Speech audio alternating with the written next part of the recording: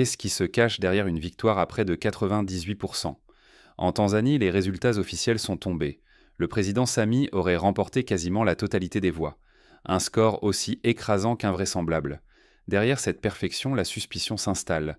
Est-ce vraiment un triomphe populaire ou le signe d'une ombre plus lourde? Ibrahim Traoré, président du Burkina Faso, ne s'est pas empressé de féliciter son homologue. Au contraire, il a affiché un scepticisme rare. Il a posé la question qui dérange: une victoire proche de l'unanimité, est-ce encore honnête ou est-ce déjà le masque d'un système verrouillé? Dans tout récit humain, l'unanimité absolue n'existe pas sans contrainte. Quand tout un peuple semble parler d'une seule voix, cela devrait inquiéter, pas rassurer. Cette perfection statistique évoque moins la stabilité que la tyrannie silencieuse, où la démocratie s'efface derrière la façade des chiffres. Accepter de tels résultats sans les questionner, c'est sacrifier la vérité, l'espoir de changement et la dignité collective. C'est permettre qu'une illusion de perfection étouffe les vraies voix, verrouille l'avenir de millions de jeunes et enterre la possibilité d'une alternative.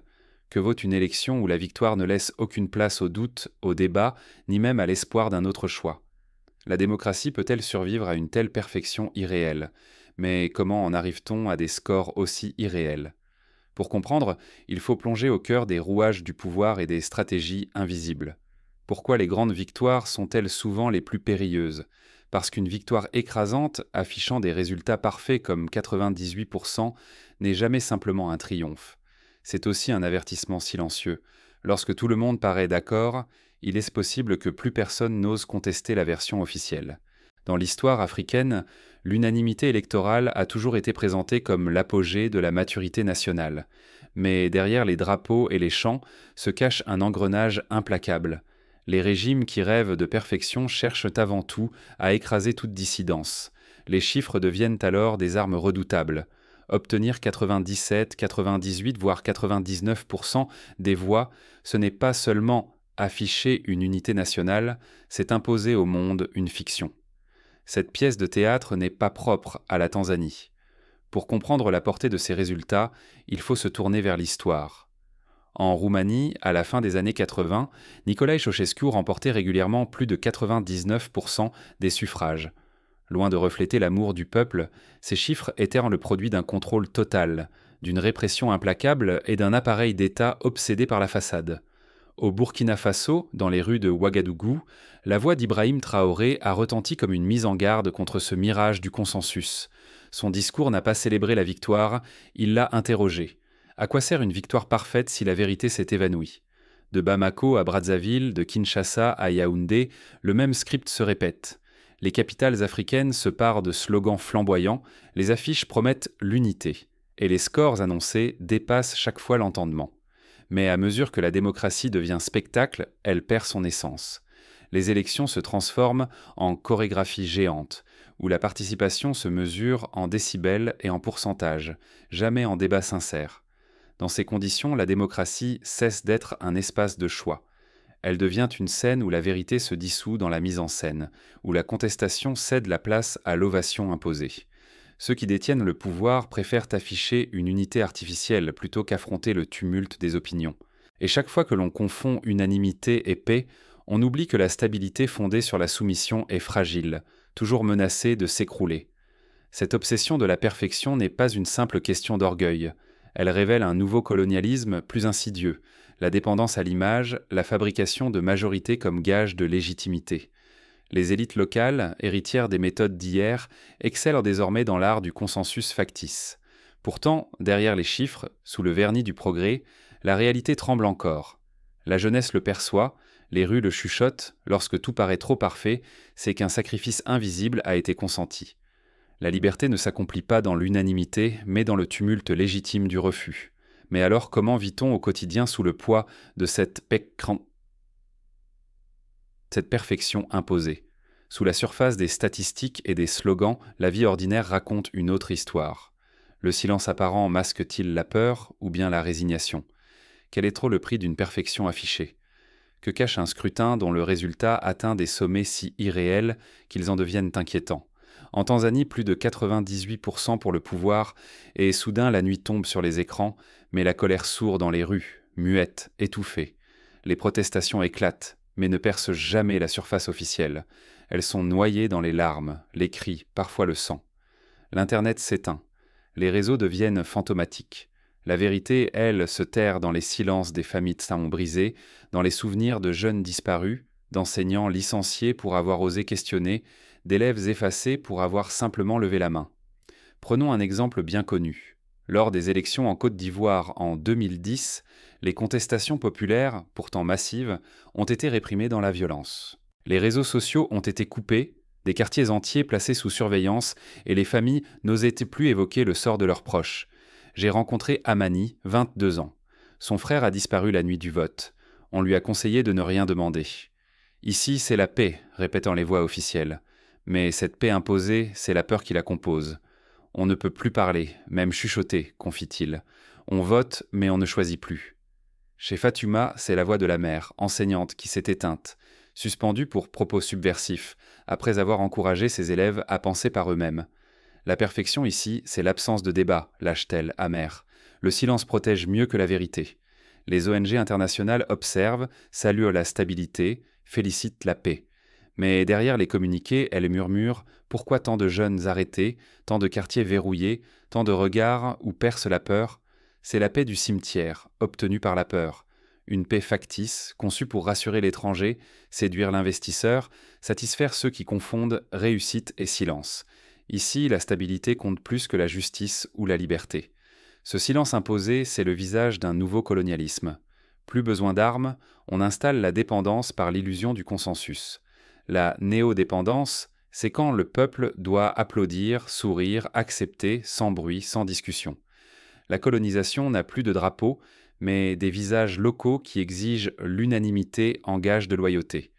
La jeunesse tanzanienne paie chaque jour le prix fort.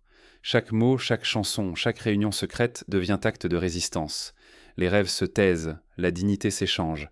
La vie se joue à quitte ou double pour ne pas contrarier ceux qui tiennent les rênes de cette perfection mortifère. Accepter cette paix de façade, c'est sacrifier la voix, l'avenir et la dignité d'une génération entière. C'est transformer la promesse démocratique en mirage, un mirage qui coûte trop cher, en vie, en liberté, en vérité.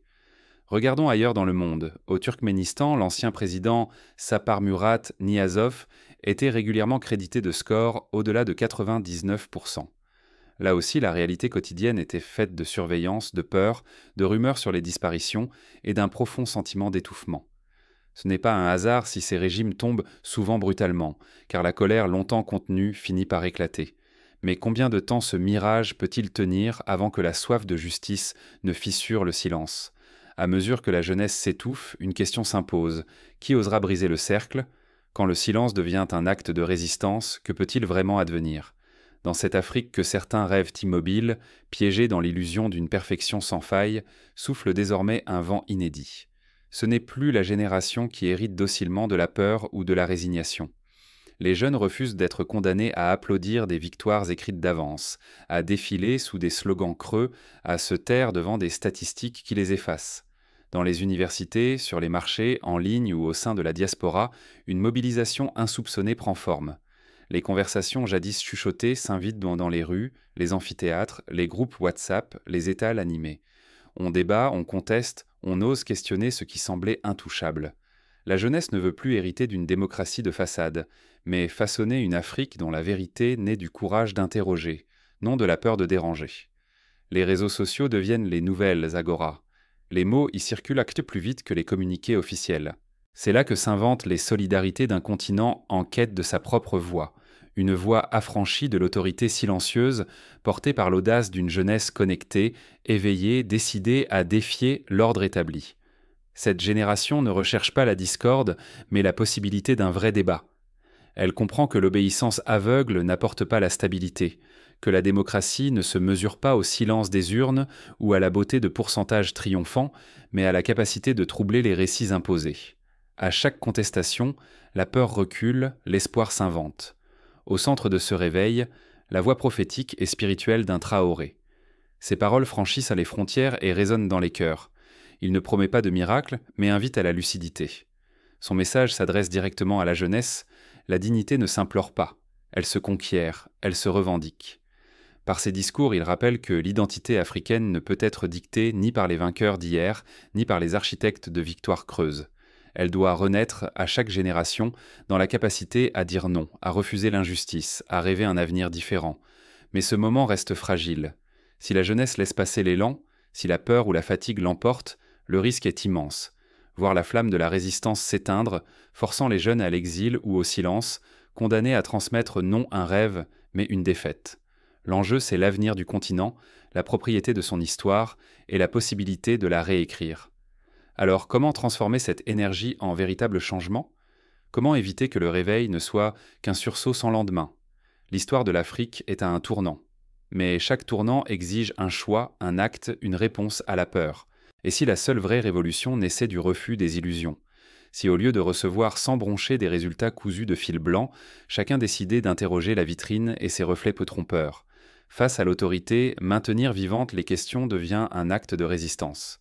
C'est le doute qui protège la démocratie, jamais la soumission à des chiffres officiels, aussi parfaits semble-t-il. Interroger, c'est empêcher qu'on confisque la vérité. La mémoire collective, c'est notre boussole fragile. Se souvenir, c'est refuser de tomber dans les mêmes pièges, qu'ils viennent de l'extérieur ou qu'ils soient tissés dans nos propres rangs. Mais nul ne pourra porter ce fardeau à notre place. Le devoir appartient à chaque conscience individuelle. Refuser de questionner, c'est participer à sa propre dépossession. Celui qui accepte l'unanimité sans mot dire consent à sa disparition. Rien n'est écrit d'avance. La souveraineté commence par une parole qui dérange, puis par des actes, même minuscules. Partout où la jeunesse et la diaspora montrent la voie. Certains inventent dans des plateformes citoyennes pour surveiller les scrutins, d'autres organisent des campagnes d'éducation populaire ou des débats, refusant la langue de bois et les statistiques officielles comme unique horizon. À leur manière, ils prouvent qu'un geste, même isolé, compte. Résister, c'est aussi inventer des espaces où la vérité circule encore. Il faut oser douter, même quand la foule applaudit. Oser s'informer ailleurs que dans les communiqués triomphants. Oser demander « Pourquoi tant de perfection, si peu de contestation ?» Car la vérité ne réside pas dans les chiffres, mais dans les voix qui persistent malgré la pression. À chaque fois qu'un citoyen refuse l'apathie, la tyrannie recule. Chaque fois qu'un doute s'exprime, le mirage se fissure. L'Afrique n'a pas besoin d'unanimité, mais de courage pour réinventer ses règles et rêver librement. Mais refuser l'illusion ne suffit pas. Encore faut-il oser rêver à ce qui pourrait remplacer l'unanimité imposée. Pour bâtir une alternative, il faut s'inspirer de ceux qui ont su renverser la table. En 2011, en Tunisie, il a suffi d'un vendeur de rue, Mohamed Bouazizi, pour allumer l'étincelle d'une révolution. La contestation a fleuri sur les places publiques, les citoyens ont exigé des débats véritables, et la peur a changé de camp. Certes, le chemin reste difficile, mais l'exemple tunisien rappelle que l'histoire bascule parfois quand un peuple refuse la fatalité. La révolution ne jaillit pas des urnes, mais du cœur de ceux qui refusent le silence et l'oubli. Aujourd'hui, on voudrait nous convaincre que la force réside dans l'unanimité, que la démocratie s'affiche dans des scores étincelants, ces fameux 98% brandis comme des trophées. Mais derrière ces chiffres aseptisés gronde une tempête silencieuse. Ce n'est pas la voix du peuple qui s'exprime, c'est l'art de fabriquer le consentement. Fermer les yeux, accepter que la perfection devienne routine, c'est participer à l'effacement de nos vérités. Le danger est immense. À force de jouer ce jeu de façade, nous livrons notre avenir à ceux qui préfèrent l'ordre à la justice, l'apparence à la substance, le silence à la parole vraie.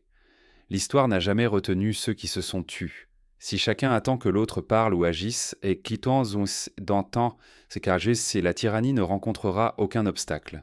Les vrais héros sont anonymes. Ce sont ceux qui refusent d'étouffer leurs doutes, qui osent d'en questionner le système même lorsque tout le monde applaudit. Il ne s'agit pas seulement de dénoncer des résultats électoraux invraisemblables.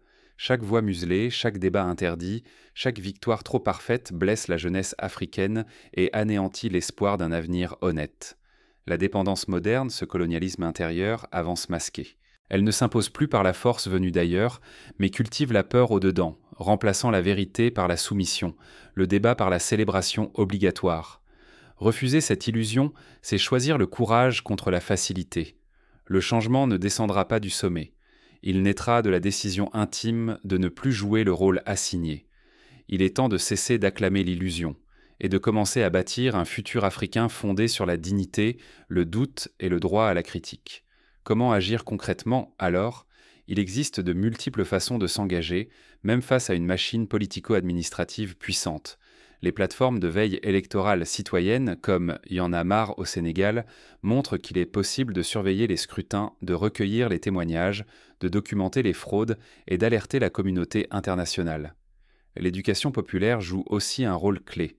Des associations créent donc des ateliers de discussion, forment les jeunes au débat démocratique, enseignent les droits fondamentaux et l'histoire des luttes pour la liberté. Chaque atelier, chaque groupe de parole, chaque podcast indépendant contribue à raviver la flamme critique. Dans de nombreux pays africains, la musique est une arme de résistance. Des artistes comme Tiken Jah Fakoly, Didier Awadi ou le groupe Youssoupha dénoncent dans leurs chansons l'unanimité de façade et appellent à une prise de conscience collective. Les paroles circulent clandestinement, inspirant ceux qui n'ont plus droit à la parole officielle. Il est aussi possible d'agir discrètement. Organiser des clubs de lecture sur des ouvrages interdits, partager des informations via des applications chiffrées, soutenir ceux qui, au sein de l'administration ou des médias, refusent de se taire. Chaque geste, si minime soit-il, s'additionne aux autres. Enfin, la diaspora africaine a un rôle fondamental. Elle peut relayer les informations, soutenir les familles des disparus, créer des ponts avec les médias internationaux et servir de caisse de résonance pour les voix étouffées au pays. Le combat ne se joue pas qu'à l'intérieur des frontières. Voilà l'invitation. Restons vigilants, interrogeons les évidences et n'acceptons jamais qu'on nous vende la perfection comme gage de stabilité. Ce sont nos voix, nos interrogations, nos actes quotidiens qui permettront à l'Afrique d'écrire enfin une page authentique, loin des mirages, proche de la vérité vécue. La démocratie n'est pas un spectacle, mais une exigence de courage et d'honnêteté, jour après jour. Ne laissons pas l'histoire s'écrire sans nous.